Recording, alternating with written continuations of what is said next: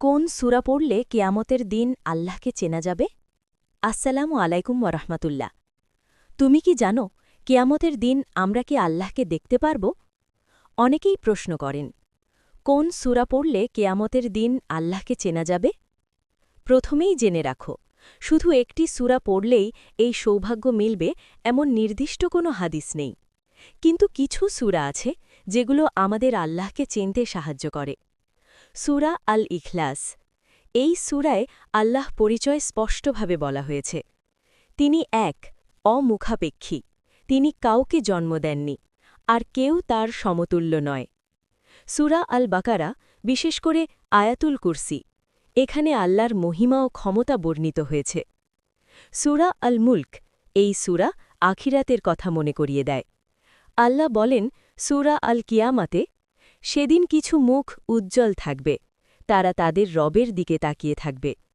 কি সৌভাগ্য নিজ চোখে আল্লাহকে দেখা! তাই আজ থেকেই শিরক থেকে বাঁচো, নেক আমল করো, কুরআন পড়ো, বুঝে আমল করো।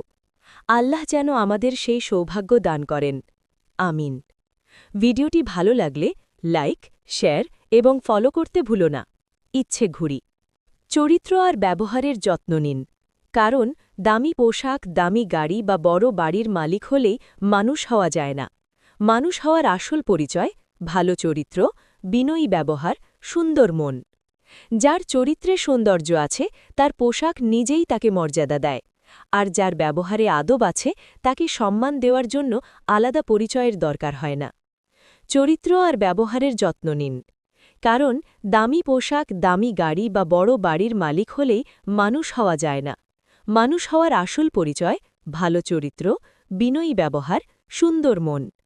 যার চরিত্রে সৌন্দর্য আছে তার পোশাক নিজেই তাকে মর্যাদা দেয়, আর যার ব্যবহারে আদব আছে তাকে সম্মান দেওয়ার জন্য আলাদা পরিচয়ের দরকার হয় না।